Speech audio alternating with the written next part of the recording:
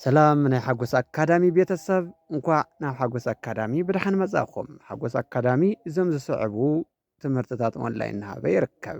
ትግርኛ ቃላት፣ ፊደላት፣ ሙሉእ ሓሳባት፣ ኣምሓርኛ ቃላት፣ ፊደላት፣ ሙሉእ ሓሳባት፣ ሒሳብ ባእቲኦም ናይ ሒሳብ መደባት፣ ምድማር፣ ምጉዳል፣ ምርባሕ፣ ምምቃል ካልኦትን ከከም ዓቕሚ ተምሃሮና ይውሰን። ራብዓይ ግዕዝ ቁፅርታት እናምሃርና ንርከብ። ካብ ሶኒ እስካብ ዓርቢ 24 ሰዓት ብዝደለይዎ መምሃር ይኽእሉ እዮም። ከምኡ እውን ካብ ሶኒ እስካብ ዓርቢ ዘይምችዮም ቀዳምን ሰንበትን እናምሃርና ንርከብ። ሓጎስ ኣካዳሚ። ሰላም ቤተሰብ ድሓን ዲኹም ከመይ ቀኒኹም? ኣነ ፅቡቅ ኣለኹ። ኣብ ዝሓለፉ ክፍልታት እዚኦም ሪና ነርና ኣብኡ እዚ ፔጅ እዚ ካብ እዚ ሪና ነርና ልማይቲ ድማ ኣብኡ ናይ መጨረሻ ኣብኡ ትግርኛ እና እንግሊዝኛ ናይ መጨረሻ ፓርቲ በዚ ክንሪኢና እና ላይክ ሳብስክራይብ ሸር እያደረጋችሁ ቤተሰብና ከም ተበረታትዑና በዓል ሙሉእ ተስፋ ኢና። ሓድሽ ዳጋሽ ድማ ላይክ ሸር ሳብስክራይብ እንዳገበርኩም ቤተሰብ ኩኑ ናብ ትምህርትና ንቐፅል። ኣብ ዝሓለፈ ክልተ ዓይነት ፀ እኒአው። እዚ ፀ እዚና እዚ ፀ እዚና እዚ ፀ እዚ ኣለዎ ማለት እዩ። እዞም ክልተ ፀ እዚኦም ናይ ባዕሎም ዝፀሓፍሎም ቦታ ኣለዎ። ሕጂ ፀሓይ በዚና ንፅሕፎ ማለት እዩ። በዚ ፀ እዚና ንፅሕፍ በዚ ኣይንፅሕፎን ማለት እዩ። እዚ ፀ እዚ ድማ ናይ ባዕሉ ዝፀሓፈሉ ቦታ ስለ ዘለዎ እዩ። ፊደልታትና ናይ ባዕሎም ትርጉም ኣለዎም ማለት እዩ። ብእንግሊዝኛ ግን ሓደ ዓይነት እዮም። ምንም ኣፈላላይ የብሎምን። ንቐፅል ናብ ትምህርትና። ፀ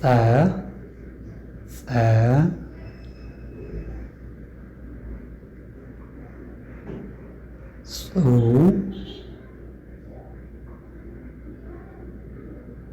ፂ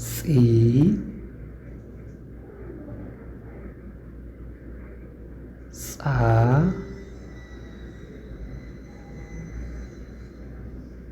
ፄ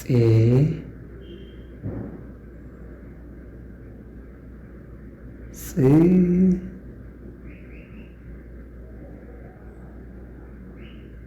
ጾ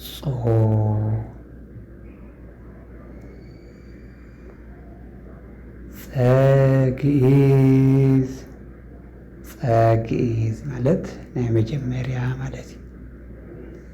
ፁ ካኤብ ካልኣይ፣ ፂ ሳልስ ሳልሳይ፣ ፃ ራብዕ ራብዓይ፣ ፄ ሓምስ ሓምሻይ፣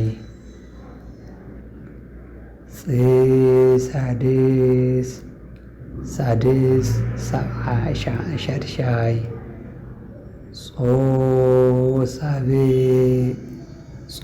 ሳብዕ ማለት ሸውዓይ ማለት እዩ። ኣብ ከምዚ ትሪእዎም ኣለኹ እስካብ ሕጂ ከም እንጥቀመሎም ነበርና ምልክታት ፀጋይ፣ ፀሓይ፣ ፀግዒ፣ ፀልማት ምናምን እንዳበልኩም ሓስቦ። እዚኣ ዐ ዝነበረ እዚኣ ትሪእዎ ኣለኹም ዐ እዚኣ ነራ በዓላ እዛ ዐ እዚኣ ነራ ኣብ ማእኸላ እዚኣ ሕንፃፅ ትንገብረላ እንዳለና ፀ ትኸውንላ ማለት እዩ። ኣለኹ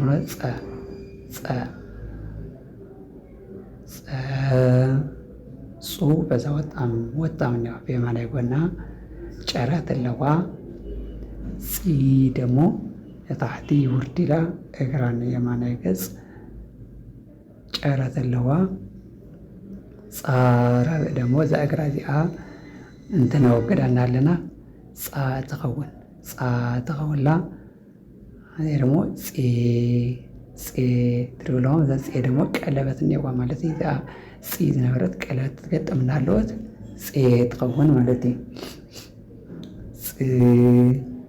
ፅ ማለት ደሞ ፀ ብላዕሊ ቀርኒ ክተውፅእ እንዳሃለወት ናይ ቀደም ወይ ብስእሊ ገለ ትፈልጣታ ኳድ ዓመት ኢላ ትመፅና ኣለወት ማለት እዩ። ጾ ድማ እዚኣ ከም ፃ ትመሳሰል ኮይና ግን ፃ ነታሕቲ ቀጥ ዝበለት ኮይና እዚኣ ግን ናይ ጎኒ ዕፅፍ ንድቅስ ዝበለት ማለት እዩ። ድቅስ ኢላ ትመፅና ኣለወት ጾ ትኸውላ ማለት እዩ።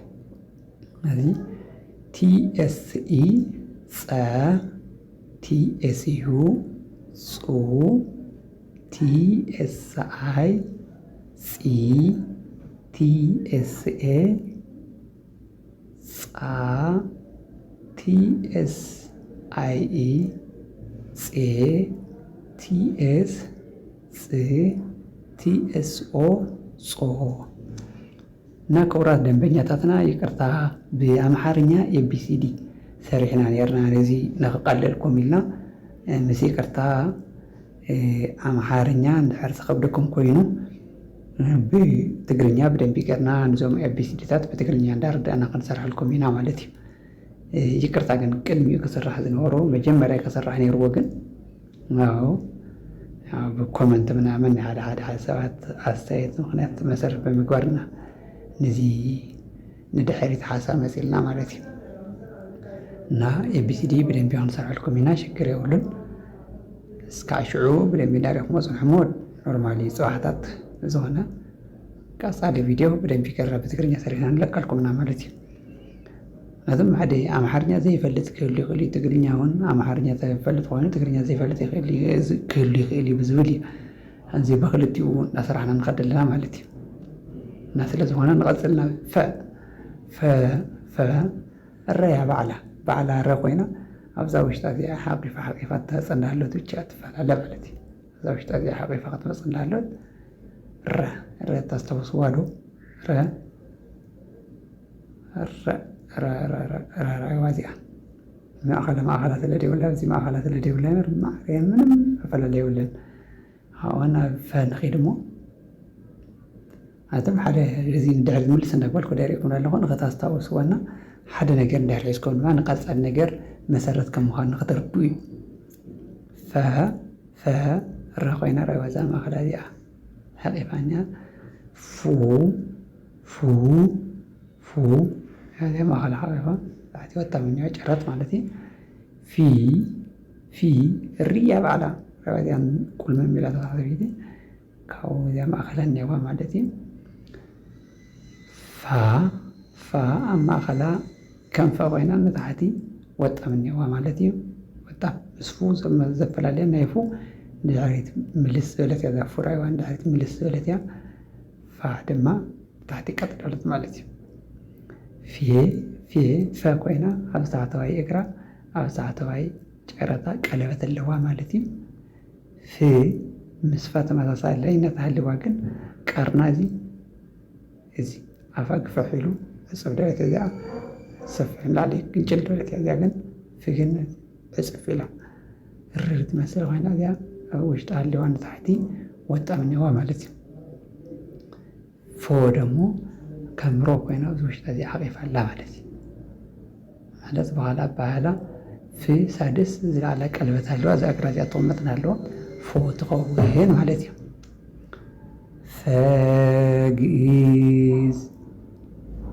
ግእዝ ማለት ሓደ ናይ መጀመርያ ማለት እዩ። ፉ ካኤብ ማለት ካልኣይ። ፊ ሳልስ ማለት ሳልሳይ ማለት እዩ። ፋ ራብዕ ማለት ራብዓይ።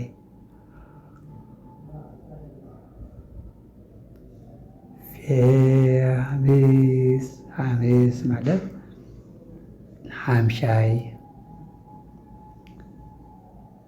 ፊ ሳድስ ማለት ሻድሻይ። ፎ ሳብዕ ማለት ሻውዓይ ማለት እዩ።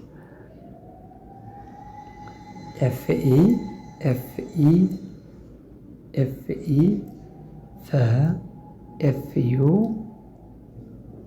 ፉ ኤፍአይ ፊ ኤፍ ኤ ፋ ኤፍ አይ ኢ ፌ ኤፍ ፍ ኤፍ ኦ ፎ ማለት ነው።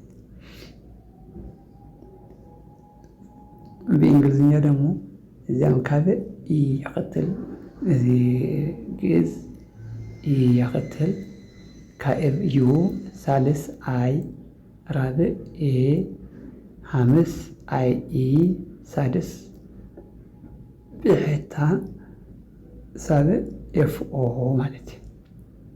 ከመይ ዝኽትል ኣሎ ማለት እዩ። ናው ፐና ፐ የረባ መውቅያማ ዓበይቲ ሰባት ዝሕዝቡ መውቂማ ብዙሕ ግዜ መነኩሴታት ምናምን ወይም ደግሞ ቤተ ክርስቲያን ምናምን ብዙሕ ግዜ ዝዝውተር ከምዚ ዓይነት መውቅያማ ማለት እዩ። ፐ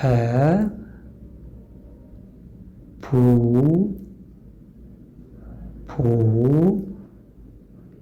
ፒ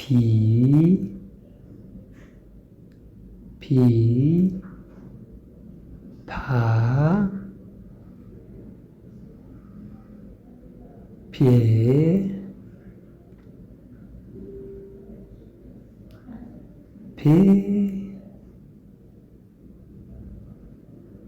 ፖ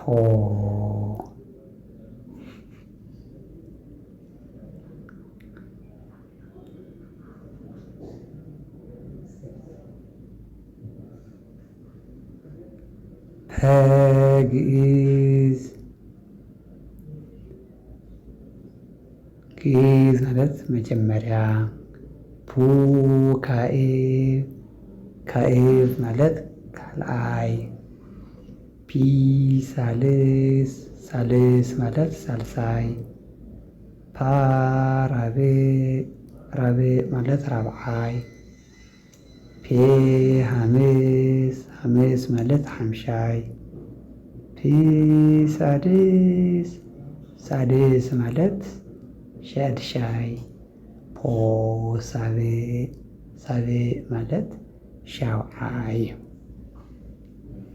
እዚ ፐ ራይዋ ዛ መውቅዕማ ትመስል። ፑ ኣብዚ ኣብ ታሕታ ጎና ጨረት ኣለዋ። ፒ ኣብ እግራ ጨረታ ኣብ እግራ። ፓ ራይዋ እዚኣ ምፅኢላ ኣብዚ ታሕታ ብፃሕ መሰረት ዕፅፍ ንድሕሪ ትዕፀፍ። ፔ ኣብ እግራ ቀለበት። በነገራችን ላይ ኣብዚ ትሕዝቦ ዘለኩም ቀለበት እንታሃለዎ ኩለን ሓምሻ እየን ማለት እዩ። ሓምሻ እየን ቀለበት ዘለዎን ዘበላ ኩለን ሓምሻ እየን። ፕ እዚኣ ከም ፓ ኮይና ግን ኣብዚታ ኣብዚ ክሳዳ እዚ ክርክራት ዘለዋ ትኾን ኣለወት ፕ ትኸውን። ፖ ደሞ ምስ ፓ ዝፈላለየን። ፓ መፅኣ ኣብ ታሕታ ተዓፂፋ፣ ፖ ድማ ኣብዚ ጀሚራ ኣብ ላዕሊ ተዓፂፋቶ ትሪእዎ ኣለኹም ኣብዚ ማለት እዩ። ኣብዚኣ ተዓፂፋ ኣብዚ ዓፂፋ እንድሕሪት ማለት እዩ። እዚ ብእንግሊዝኛ ክንመፅና ኣለና ፒኤ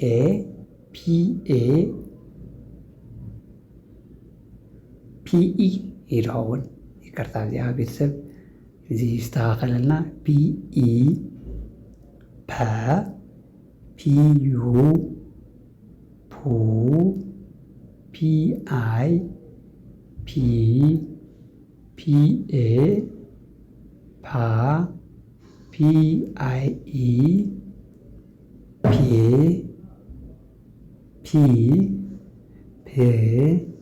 ፒኦ ፖ ማለት እዩ። ክቡራት ደንበኛታትና ላይክ ሼር እንዳገበርኩም ከም እትኾኑ ተስፋ ንገብር። ሓደሽቲ ኣጋሽ እንተሃለኹ ድማ ሳብስክራይብ ምግባር ከይትርስዑ። እንቐፅል። ቨ ምስ በ ተመሳሳላይነት ኣለወን። በዚ ብትግርኛ ቨርጅኑ ማለት እዩ። ራያ በ ኣብ ላዕላ ፅላል ገራ ላዕላ ሆነ ጨረተ ኣብዚ ላዕላ ፍሊላ ምፅላላ ትኾና ኣለወት ቨ ትኾነልና ማለት እዩ። እዚኣ ስለ ዘላ እምበር ምስ በብን ዝፈላለየ የብለን። ቡ እዚኣ ብኮና ወታ ምን ይወራይዋ ቪ ኣብ እግራ የማናይ እግራ ጨረት እኒአዋ ኣብ ታሕታ ማለት እዩ። ቫ ፀጋማይ እግራ ሓፂር ትኾንዳልወት ቫ ቪ የማናይ እግራ ቀለበት ክህልዋ እንዳሎ ማለት እዩ። እዚኣ ቪ ጨረት ብቻ ነራ እዚኣ ድማ ቀለበት ክትኮን እንዳለወት ቪ ትኸውንላ ማለት እዩ። ቪ ማለት እዚኣ vu ገፃን ትምለስ እንዳለወት ቪ ትኸውንላ ማለት እዩ። ቮ ድማ ቫ ገፃ ትመልስ እንዳለወት ተትኹንላ ማለት እዩ። የማናይ እግራ ሓፃር ትኸውን እሞ ቮ ትኸውን ማለት እዩ። ቨግኢዝ ፉካኤል ቪሳልስ ቫራብዕ ቪሃምስ ቪሳድስ ቮሳብዕ ቪኢ ቨ ቪዩ ቮ ቪአይ ቪኤ ቫ ቪአይኤ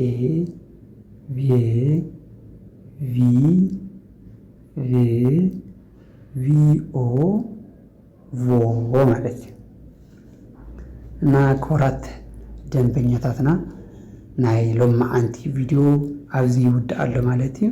እስኪ ግእዝን ትሕዝዎን እሞ ካብኡ ካዕበን ብጎንን ወጣም እኒአወን እዚኣ ፎ ብቻ ንታሕታ ማለት ንታሕቲ ናይ ፅፍ ዝበለት ብጎና ካብኡ ኣብ እግረን ወጣም እኒአወን እዚኣ ምስሊ ተመሳሳለን ኣለዋ። ታሕተወይቲ እግራ ቁልሚ ምድል ላዕሊ ማለት እዩ። ካብኡ እዚኣ እግራ ጨረት ኣለወን ኣብ እግረን እንተኮይነን የማናይ ገፅ ጨረት ኣለወን እንተኮይነን ሳልስየን ማለት እዩ።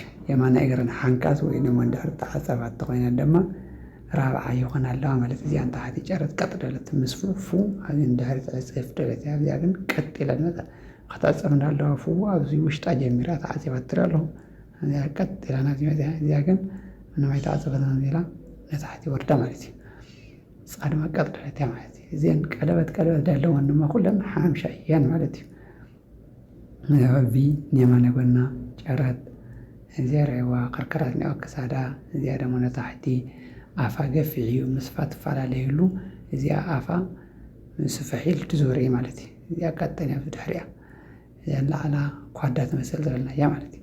እዚኣ ሳብ እንድሕሪ ትዕፅፍ ዝበለት እዚኣ ፎ ኣብ ላዕላይ ቀርና ዚሮ ወይ ደግሞ ቀለበት ዘለዋ እዚኣ እንድሕሪ ተዓፂፋ ፎ የማናይ እግራ ሓንካሲ እዩ ማለት እዩ። ስለዚ ክቡራት ደንበኛታትና ላይክ፣ ሳብስክራይብ፣ ሸር ምግባር ከይትርስዑ እና ሎማዓንቲ ኣብዚ ኣኽለና ብካሊእ ቪድዮ እስካዕ ንራኸብ። ሰናይ ግዜ ይኹነልኩም። ዘዝፅብቁ እናተመኒና ፕሮሚስ ዝኣተወልኩም እንግሊዝኛ ኣልፋቤት ወይም ደግሞ ኤቢሲዲ ብደንቢ ብእንግሊዝኛና በትግርኛ ሰሪሐ ከም ዝመፅእ ቀፃሊ ቪድዮ በዓል ሙሉእ እምነቴ። ሰናይ ግዜ ይኹነልኩም። ቻው፣ ደሓን ቀኒለይ። ይወደኩም እየ፣ ይፈትወኩም እየ፣ የኽብረኩም እየ።